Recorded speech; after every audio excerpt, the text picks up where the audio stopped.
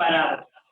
Muchas gracias a las personas presentes, a las personas que nos siguen a través de las redes sociales del Tribunal Electoral.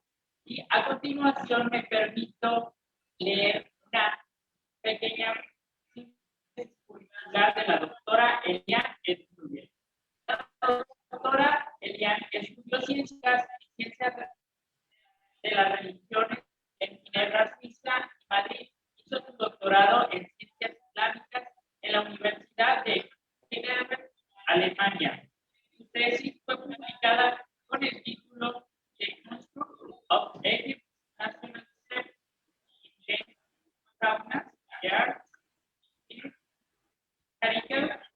en 2012 en Berlín. Hizo una película sobre músicos egipcios e indios en India en 2011.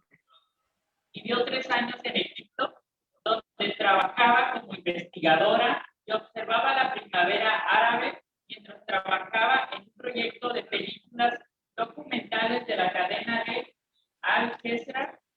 Redactaba un blog con el título Egyptian Letters durante su estancia en el Egipto revolucionario. Luego se incorporó como delegada arabofónica del Comité Internacional de la Cruz Roja y trabajó para esta organización internacional en Jordania, Ginebra y Uruguay. En la cúspide de la crisis de los refugiados de los años 2015 y 2016 en Europa, dirigió una casa que acogía para 1.300 refugiados en el centro de la casa austriaca de Viena. Después volvió a enseñar e investigar en la Universidad de Heidelberg en 2019. Publicó su primera novela en alemán, que tiene como personajes principales a varias mujeres árabes. Asimismo, cuenta con varias publicaciones sobre temas del islamismo, pensamiento islámico, sátira y caricatura egipcia en inglés, francés, alemán y español. Desde hace 2 años trabaja como consejera y docente en tesis alemana. Bienvenida, doctora, y adelante. Hola, muchísimas gracias. Muchísimas gracias. Es un gran honor y un gran placer poder participar en este evento. Le quiero dar las gracias a mi amiga de muchos años, la doctora Irina Graciela Cervantes Bravo, por haberme invitado. Y por les decir la verdad, es en el primer momento cuando me llamó y me preguntó si podía hablarles del movimiento de liberación de las mujeres y del movimiento de los derechos de las mujeres, de las ideas feministas. Yo me pregunté, ¿qué les voy a contar a ustedes? Que las compatriotas de Paquita, la del barrio, que ya lo ha dicho todo en palabras tan sencillas. ¿Me escuchan? Bueno, entonces me volví a pensar lo que les iba a presentar yo y desde un punto de vista del derecho comparado y del movimiento para conseguir la liberación y los derechos de la mujer, siempre ha sido muy importante la colaboración internacional, tanto a nivel teórico como a nivel práctico. Y les voy a proponer desde ahora 2 ejemplos de 2 países donde he trabajado y he vivido, de los cuales vamos a hablar más en adelante y vamos a ver también imágenes y vamos a ver algunas películas. Entonces, en lo que corresponde a la colaboración práctica en sentido de conseguir derechos de la mujer, hay que, por ejemplo, hay que presentarles lo que pasó a finales del siglo XIX en Suiza, entre Suiza y Alemania. A finales del siglo XIX, en el 1885, la primera mujer en Suiza entró a la Facultad de Derecho para estudiar. No obstante, al terminar con sus estudios, no tenía ningún derecho de trabajar. Y en Alemania fue justo lo opuesto. En Alemania sí que las abogadas ya podían ejercer su oficio, pero no podían estudiar. por lo cual las primeras alemanas tuvieron que trasladarse a otro país para poder estudiar y luego ejercer su oficio de abogada, mientras que las mujeres suizas aún tuvieran que pelear por el derecho de poder ejercer su profesión. Luego otro ejemplo de más allá del mundo del más al oriente, en Egipto, donde estaba también yo viviendo durante 3 años.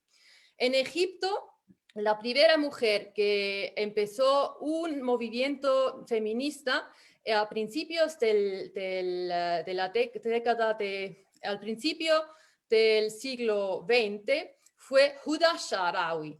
Y Huda Sha'rawi colaboró también al mismo tiempo con mujeres del todo el mundo y participó en congresos internacionales como por ejemplo en Italia. Y al volver de un congreso italiano, en el 1923 se llevó, entonces en estos tiempos las mujeres llevaban un velo en la cabeza y también un velo facial, o sea que les cubría también hasta aquí. Y al volver de este congreso de Italia, pues se recogió el velo de su cara. Y esto fue una gran simbólica inicial para empezar a avanzar con la pedida de derechos políticos en egipcio. Ella hacía parte de la clase alta de Egipto, era originaria de la aristocracia, estaban relacionadas también con los reyes egipcios y pues llevó en adelante también con unas señoras egipcias en este momento un movimiento político por la liberación de Egipto de la ocupación inglesa y de la injerencia inglesa y de la colonización. Entonces fue muy importante también esta contribución de las damas en aquel momento de la sociedad egipcia que se habían inspirado también en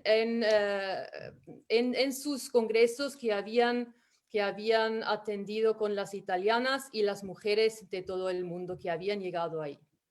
Entonces, les voy a presentar ahora un poco, pues les voy a abrir una presentación PowerPoint, espero que me vaya bien.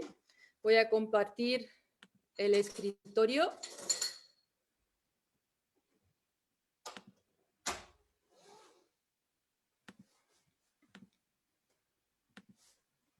¿Ven mi escritorio bien? ¿Está bien? Sí.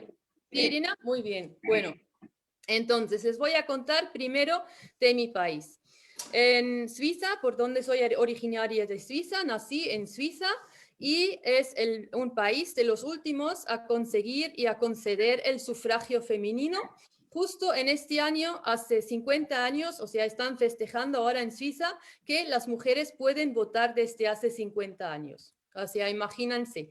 Y aquí ven muy bien cómo se desarrolló la propaganda en contra del sufragio femenino, porque se planteó varias veces una votación a los hombres en Suiza que hubieran tenido que aceptar el sufragio femenino por una votación democrática y no lo han hecho hasta el 1971. Luego tampoco lo han hecho en todos los cantones, o sea, hubo un cantón, el cantón de Appenzell-Innerrhoden, que se mantuvo sin conceder el derecho a las votaciones cantonales a las mujeres hasta el año 1990 y tampoco se lo concedieron los hombres, sino una abogada hizo un recurso a la Corte Constitucional para conseguirlo. Así que, y aquí también lo ven de forma muy plástica, cómo se imaginaron los varones en Suiza en distintos momentos históricos, las mujeres que participaban en política. Entonces, en 1920, ¿ven? Están imaginándose que una mujer que participa en política, que alza su voz por delante de los hombres, pues se va a convertir en semi-hombre, que va a ser fea, que le va a crecer una barba. Y entonces, pues eso no. Entonces ya en el año después de la Guerra Mundial lo pusieron de forma un poco más abstracta, digamos, pues parece que los hombres temían a las mujeres que les iban a pegar no solo en casa, sino también en las elecciones y en las votaciones. Y pues luego también de la Suiza francesa se temió que la mujer no iba a ser capaz de ¿me oyen? Vale, que no iba a ser capaz de gestionarlo todo, pues sus obligaciones en casa con los niños y luego también de votar en las elecciones, que no iba a saber, iba a estar confundida entre los partidos y todo eso. Y luego, pues al final, claro, una mujer guapa como esa, pues simplemente una dama dice que yo, dejadme fuera de todo eso, esa es cosa de hombres y yo me voy a ocupar de otras cuestiones. Pues eso es el país de donde soy originaria, así que ya ven que no les puedo contar nada de nada. Pero ya está mejorando un poco el asunto. En el 2019 hubo una huelga general en Suiza y lo que pidieron las mujeres, yo participé también, o sea, me pareció bastante importante como hacer el viaje de Alemania a Suiza para caminar también con ellas. Y pues lo que se pidió es justamente la igualdad salarial, porque siempre hay una gran discrepancia entre lo que ganan las mujeres y los hombres ejerciendo el mismo oficio.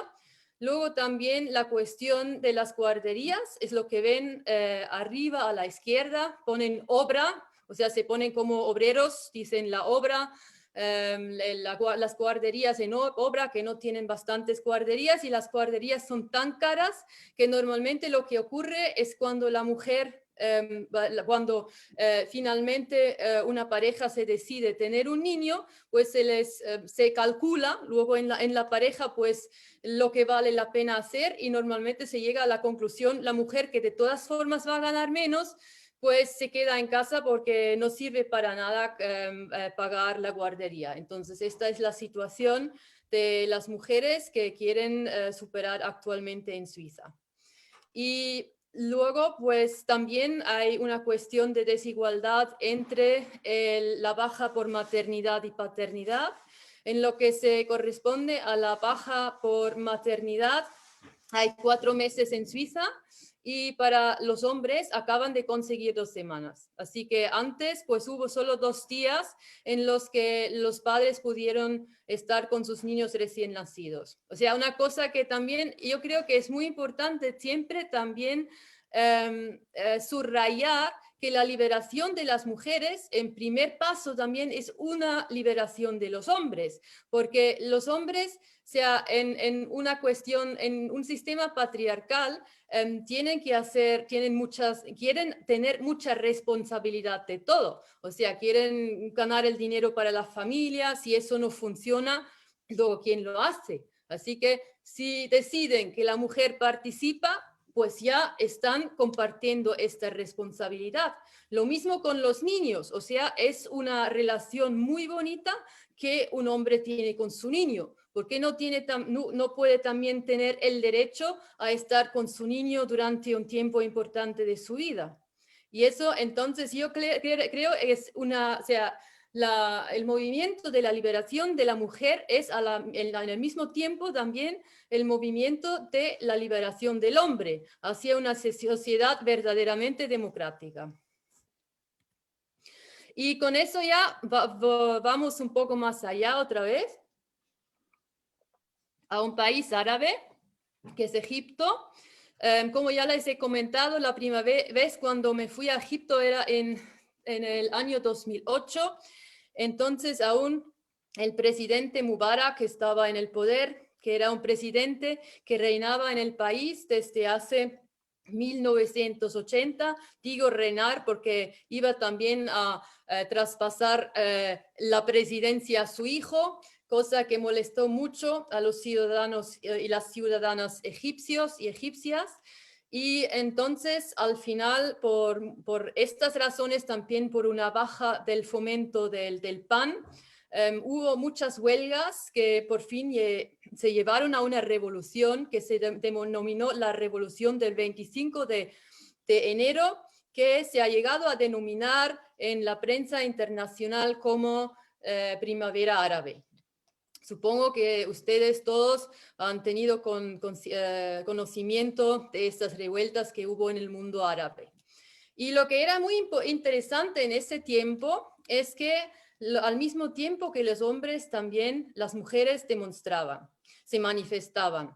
Yo ya antes, cuando estaba visitando el país durante la época del presidente Mubarak, había visto varias manifestaciones y sobre todo en el Día Internacional de las Mujeres, el 8 de marzo, siempre había una gran manifestación. Y hubo varias peticiones que se realizaron o no a lo largo de la historia egipcia. Primero, por ejemplo, en el año 1999, hicieron un cambio al derecho penal, porque antes el violador podía escapar su pena contrayendo matrimonios con su víctima. Y eso estaba en el derecho penal, por ejemplo, en Tunisia hasta el año 2016.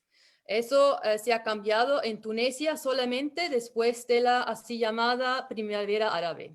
O sea, si me imagínense que antes, hasta en Tunisia, un violador podía escapar su culpa contrayendo matrimonio con su víctima. En Egipto eso se consiguió mucho antes. Desafortunadamente hubo otros derechos de las mujeres que no estaban respetadas en absoluto, por ejemplo, su integridad física, porque en Egipto se practica la mutilación genital femenina. Se está estimando que entre 70 y 80% de las mujeres están subiendo esta operación tan dolorosa y completamente en contra de los derechos humanos. Entonces, a finales de la época de Mubarak, las mujeres, y sobre todo su mujer, hizo iniciativas en contra de esa práctica, también llamando a las élites religiosas de mantener, de expresar su disgusto con esta práctica. Y de hecho, en el 2008, justo cuando llegué por primera vez a Egipto, se introdujo eso a nivel constitucional como ley de prohibir esta práctica tan tremenda en contra de la integridad física de las mujeres.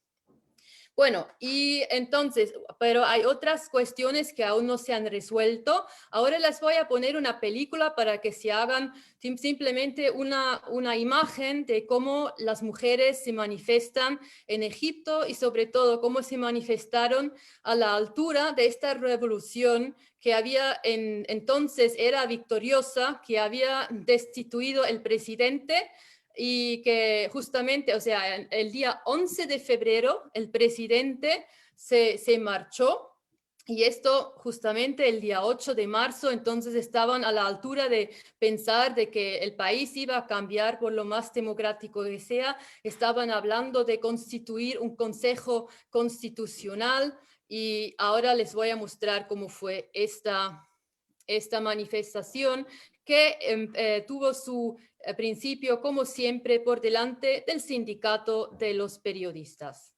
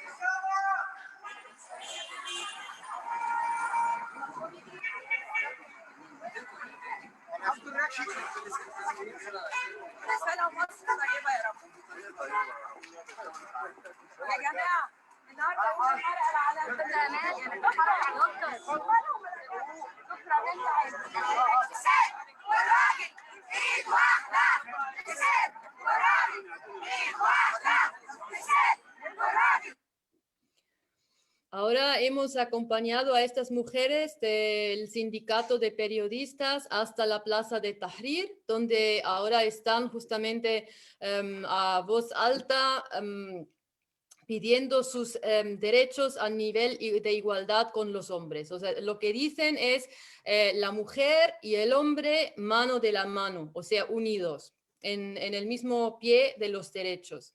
Y lo que está escrito en las carteles es, entre otros, pues justamente que es la Federación de los Movimientos Femeninos de Egipto, que está pidiendo esos cambios y están celebrando aún la Constitución y están hablando, o sea, están justo antes de la votación para, o sea, han introducido algunos cambios en la Constitución para poder luego organizar nuevamente las votaciones a la presidencia y también al Parlamento de los Diputados. Y entonces en este momento están estas mujeres diciendo que están en contra de estas reformas de la Constitución, lo que iba a ser el primer referendo constitucional democrático en Egipto. Y luego, pues lo que pasó este mismo día es muy triste, o sea, cuando ya se ha visto, por ejemplo, esta señora que pasaba con las flores en sus brazos por delante de los obreros. Bueno, eso es una cosa que creo que conocemos todas. O sea, los obreros muchas veces silban cuando se pasa al lado de una obra. En Egipto eso es endémico. O sea, en Egipto es muy triste, pero incluso yo, cada vez cuando salía a la calle, o sea, llevando lo que sea, el acoso sexual es constante. Y no es por tocar, no es, sino simplemente hablando. Y de verdad es una cosa que para las mujeres es desastrosa, porque claro, es que uno no se siente libre si en cada momento tiene que contar con un acoso sexual. Entonces, eso de verdad es un problema endémico en Egipto que critican muchas activistas que, por ejemplo, no he podido observar ni en Tunisia ni en Jordania, en absoluto. Y bueno, lo que pasó luego yo me fui a otro sitio para grabar, pues llegó una banda de jóvenes que les atacó y les echó de la plaza del Tahrir. Y eso no es lo peor. El día siguiente, o sea, hoy, hace 10 años, en el día de hoy, el 9 de marzo, llegó el ejército egipcio, vació la plaza del Tahrir, que hasta entonces era el núcleo del espíritu democrático de ese pueblo, y se llevó a las mujeres primero al Museo Egipcio, que es un fundamento también del patrimonio de la humanidad, y por ahí se las entregó a oficiales del ejército que las llevaron a calabozos en una cárcel y les hicieron, como decían, unas examinaciones de virginidad para que ellas dijeron que esto era para protegerlas de una acusación de zina, que es sexo fuera del matrimonio, o sea, lujuria o prostitución. Entonces, esas chicas en nuestro sentido, fueran violadas por estos oficiales del ejército y eso también causó mucho desesperación en el pueblo cuando se supo estos actos tremendos, estos crímenes. Y se llevó incluso a estos oficiales responsables a un tribunal. Desafortunadamente se les juzgó se les juzgó que no eran culpables de haber cometido este crimen. Y hay unas mujeres, hay una asociación de mujeres que se formó, que hablaran en voz alto, que justamente estaban luego, muchos años después, aún pidiendo que se les haga justicia por estos crímenes que ocurrieron en esta ocasión.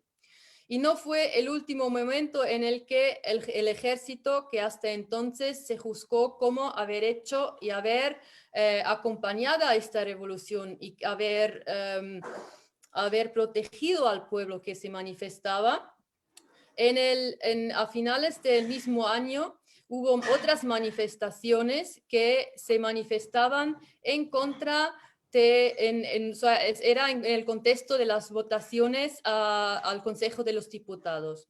Y en este contexto, una vez hubo una manifestación y vinieron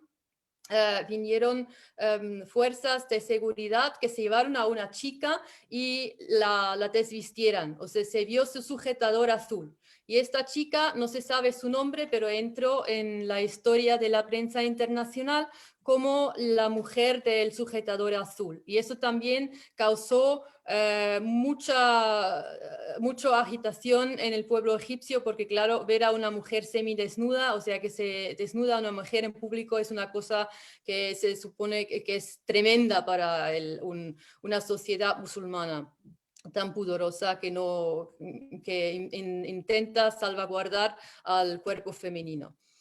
Bueno, y entonces ahora les voy a mostrar lo que pasó el año siguiente. El año siguiente hubo otra manifestación en la misma fecha del 8 de marzo en Egipto, y ya van a ver que hay muchísima más gente que participa en ella, porque claro, por un lado, en tiempos cuando el Tahrir aún estaba obrando, hubo muchas manifestaciones en las que se podía participar, pero del otro lado también estos crímenes habían causado que mucha más gente participara en ella. Así que aquí.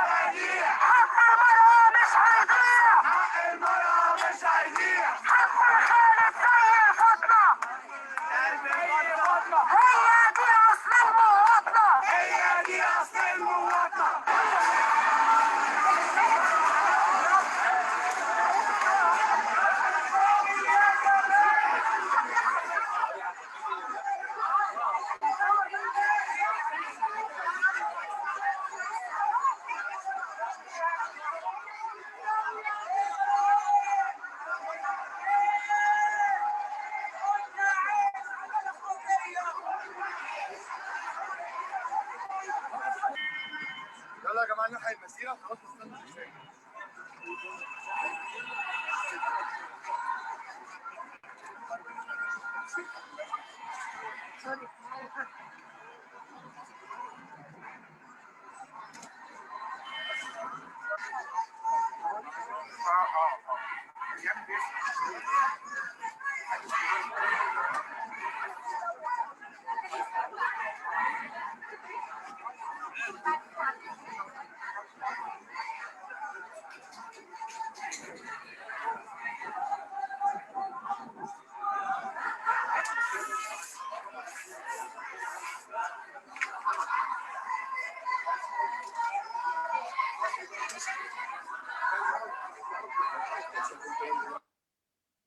Pues ya ven que la situación ha cambiado, o sea, ya las fuerzas de seguridad están mucho más presentes por las calles y también de forma más amenazante. O sea, hubo un momento en este año que también simplemente metieron, o sea, era en febrero 2012, metieron un montón de muros al centro del Cairo para que la gente no pueda manifestarse más. Entonces la gente se fue para allá, empezaban a dibujar graffiti muy bonitos, o sea, un murallismo, podríamos decir, naciente en el Egipto, en estos muros que obstruyeron el movimiento de la gente en el centro del Cairo. y también de los grafitis, así como se ha visto con unas personas importantes del movimiento de las mujeres. O sea, después de esta manifestación por todas partes había esos grafitis con diferentes mujeres, entre otras justamente esta mujer de las que les hablé antes, que estaba pidiendo justicia por estas violaciones que habían hecho en los cárceles del ejército un año anterior. Y luego al lado se ve escrito en árabe Askarle, o sea, pregunta ¿por qué eres militar? Es una cosa que antes jamás se había preguntado porque se suponía que como es un ejército que es obligatorio para todos los varones del país, salvo por incapacitación o porque son los únicos varones de la familia. Entonces siempre se suponía que eran los hijos del pueblo, que no iban a hacer nada en contra del pueblo. Y pues al fin y al cabo se tuvieron que dar cuenta que sí, que el ejército era capaz de tremendas violaciones contra los derechos humanos.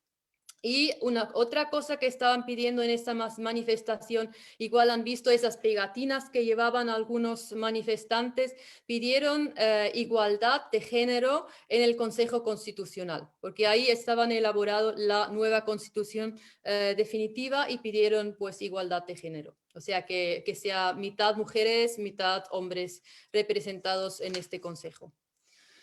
Y bueno, entonces yo no sé cómo hemos avanzado de tiempo. Les sigo contando algo más de pues unos ejemplos que les voy a dar de Jordania, por donde estaba visitando cárceles y también centros de refugiados. Y al final voy a concluir con ejemplo de la India, por donde he hecho una película documental de la que voy a mostrarles también una secuencia.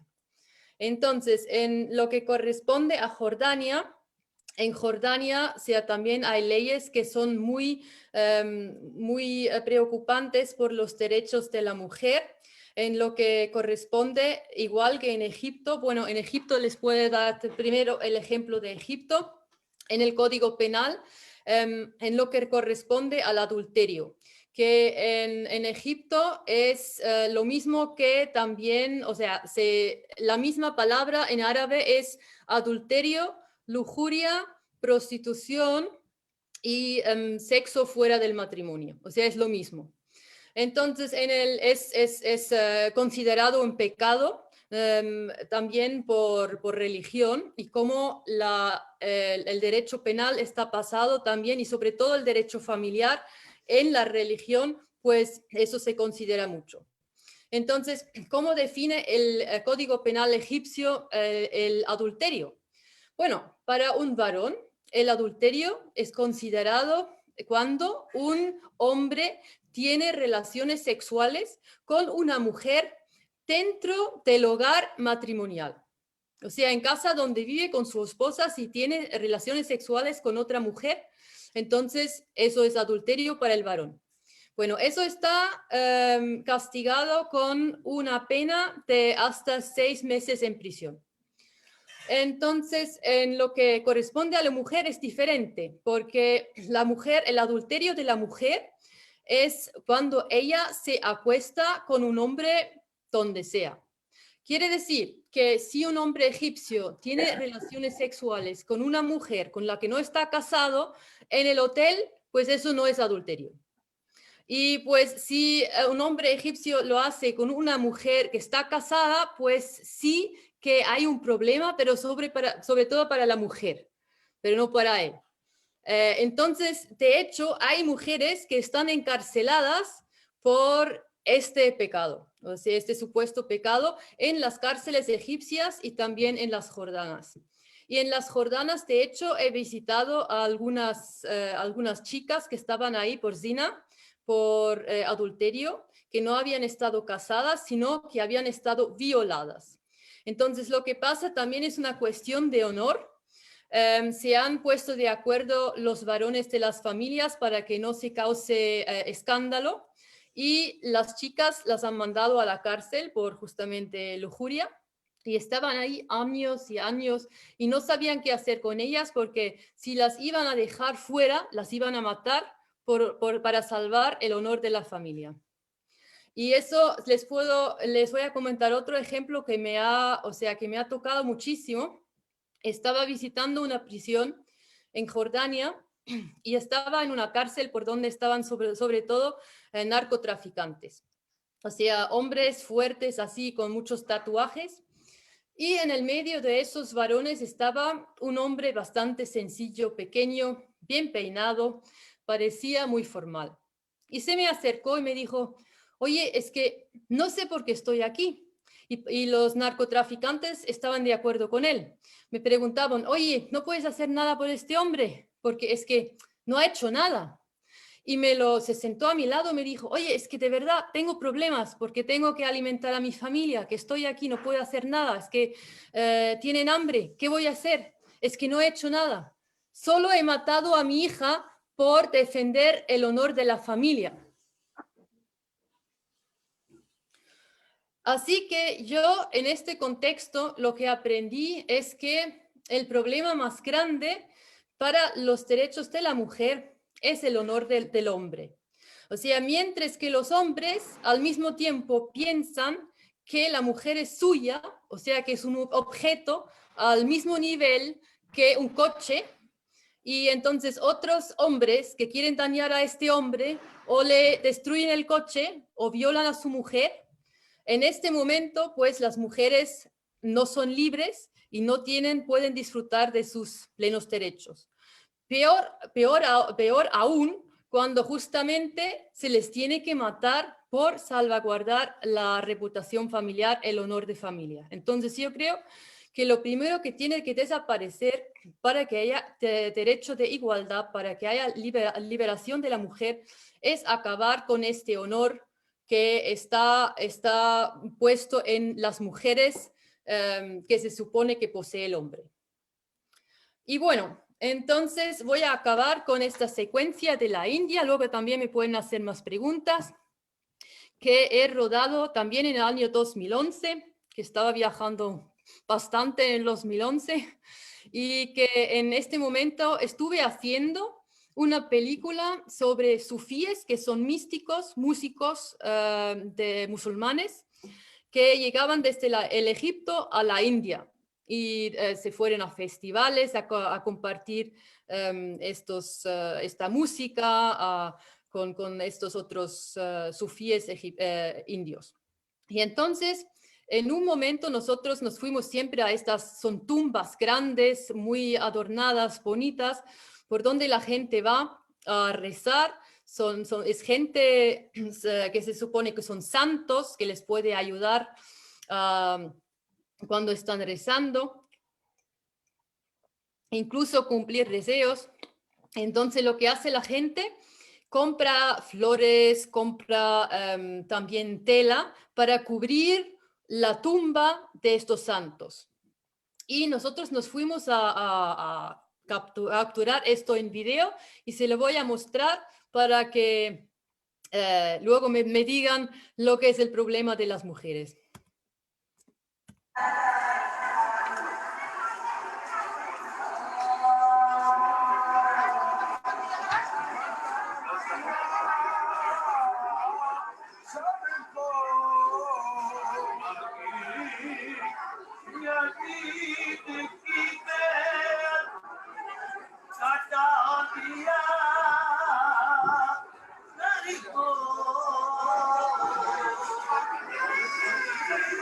Ladies inside not allowed. In Ajmer Sharif, they are allowed. No. Islamic not allowed. In Ajmer Sharif. Because they dress in the basement. O sea, el Señor me dice que no puedo avanzar hasta la tumba de este santo sufí, y yo le replico que en otro santuario sí que había avanzado hasta la tumba misma. Y me explica el Señor, pues no, porque en este santuario la tumba está en el sótano, por bajo tierra, cosa que no es verdad. Y lo que me quiere decir con eso es que entonces las mujeres no pueden molestar a los sufíes muertos con sus reglas menstruales, porque claro, entonces están consideradas impuras y no pueden avanzar hacia la tumba de los santos sagrados varones, eso es. Y esa es otra cuestión de la que he pensado mucho, porque hasta hoy no entiendo por qué algunas religiones tengan ese problema con la sangre, que claro que viene originalmente de las religiones animistas, pero en fin y al cabo todos los varones nacen de cuerpos de mujeres. Entonces no tiene ningún sentido de considerar que la mujer sea impura ni siquiera en el ámbito físico, sino en lo que corresponde a lo espiritual. Bueno, y entonces con eso acabo y pues estoy aquí para sus preguntas.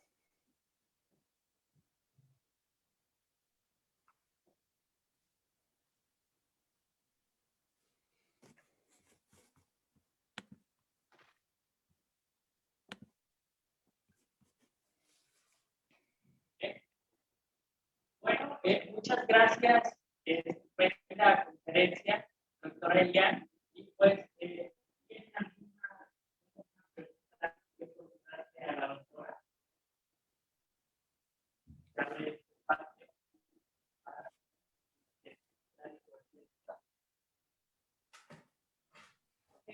en redes sociales, por el momento no tenemos ninguna pregunta. Una pregunta, doctora Elian, si me permite. ¿Nos podría también dar un breve bosquejo o comentario en relación de cómo se ha avanzado en igualdad en su país, en Suiza y en Alemania? ¿Me puede repetir la pregunta? Porque es que he escuchado la mitad. ¿Nos podría dar un breve comentario respecto a cómo se ha avanzado la igualdad en Suiza para las mujeres y también en Alemania, que sé que conoces muy bien los dos sistemas? Bueno, en Suiza de momento es lo que se veía en las manifestaciones, las preguntas principales son la cuestión de desigualdad en la remuneración laboral por el mismo oficio.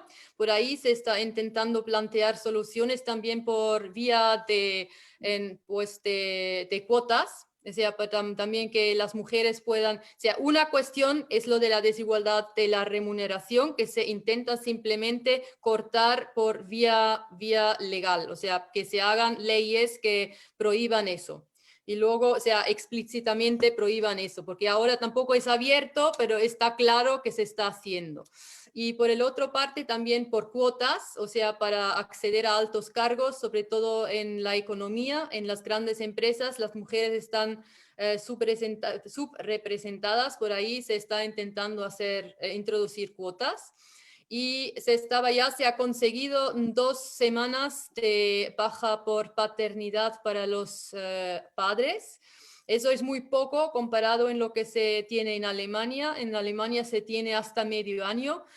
Si se comparte entre entre los esposos, entre los padres de un hijo o una hija, pues entonces hasta un año pueden quedarse los padres en casa con sus hijos en Alemania. Eso es muy diferente también a Suiza. Y en Alemania yo creo que lo que sí que es, al mismo tiempo hay que decir, eso es muy bonito, y eso justamente debería establecerse por mi consideración también por ley, que el padre esté obligado a tomarlo. Porque lo que ocurre ahora en Alemania, creo que esto sí que es el problema más imperante y donde también yo personalmente he percibido discriminación. Porque en Alemania se está muy avanzada, o sea, tenemos una cancillera mujer. Todos los partidos políticos presentan a mujeres en las elecciones. Las mujeres están plenamente integradas en el ámbito político.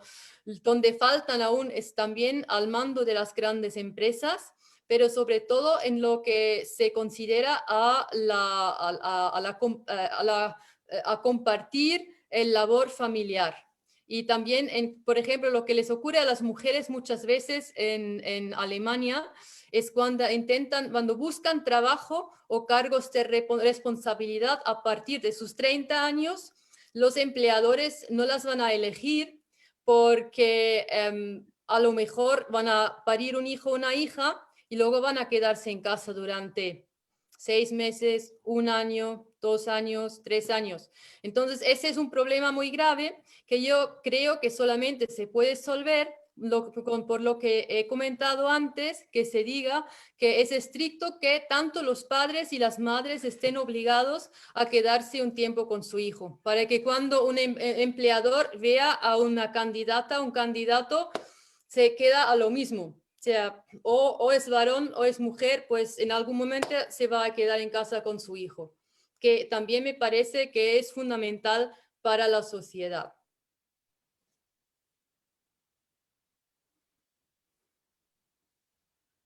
Muchas gracias, doctora. ¿Alguna otra pregunta?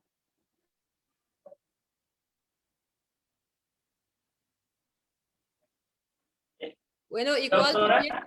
bueno, podría decir una cosa más. O sea, yo creo que es muy importante que las mujeres siempre sigan trabajando, que no se retiren, que no digan simplemente porque ahora soy mamá, yo me voy a quedar más en casa con mi hijo. No, o sea, hay que compartirlo, hay que seguir con su carrera adelante, hay que trabajar, hay que reclamar sus derechos. Si no, si siempre nos quedamos atrás con la familia, pues no nos van a respetar, no nos van a pagar lo mismo, porque al final también lo que pasa, si la mujer se toma su tiempo para cuidar de sus niños, de sus familiares y no, eso no es remunerado, ¿por dónde se queda con la seguridad social? O sea, a lo largo de la vida, a finales de la vida, en lo que es cuando se retira y no ha contribuido bastante para recibir, luego para escapar, lo que se ve también se está causando en Alemania, la pobreza de la gente mayor. Así que creo que es muy importante que las mujeres sigan su vía, sigan en lo que han estudiado y hagan su carrera a pesar de todo. O sea, lo podemos hacer, lo podemos ver.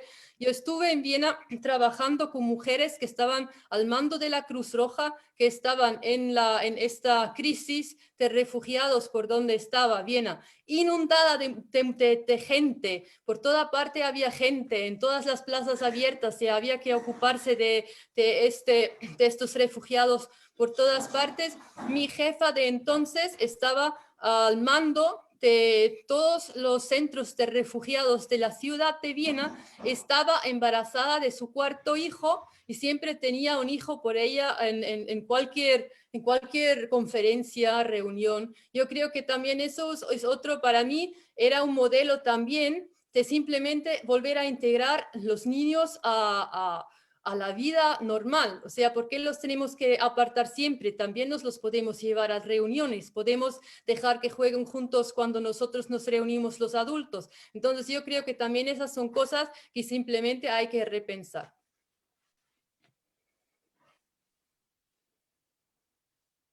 Muchas gracias, doctora. Y pues para dar continuidad con esta conferencia, cedo el uso de la voz a la doctora Irina Graciela Cervantes Bravo para que haga entrega de un reconocimiento por su extraordinaria conferencia. Adelante. Gracias, Osvaldo.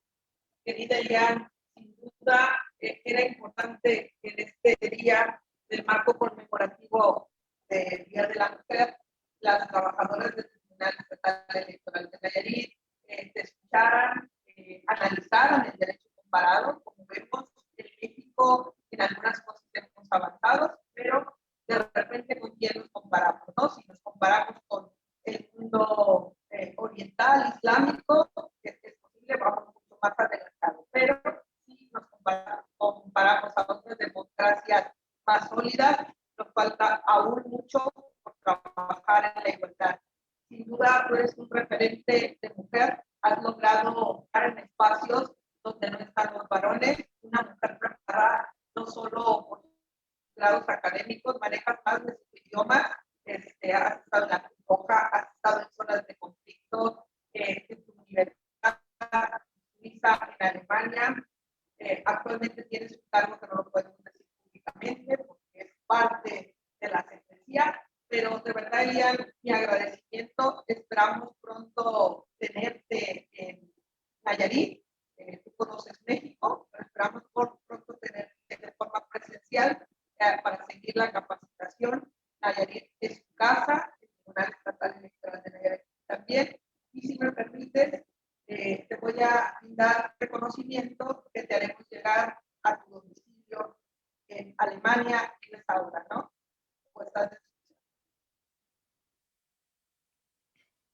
Los integrantes del Pleno del Tribunal Estatal Electoral de Nayarit otorgan el presente reconocimiento a la doctora Elian Müller por su extraordinaria participación impartiendo la conferencia denominada Tratamiento Político de las Mujeres en el Derecho Comparado en el marco de la conmemoración al Día Internacional de la Mujer, celebrado el día 8 de marzo del 2020.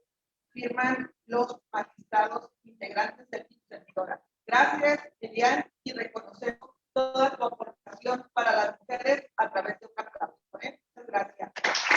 Muchísimas gracias.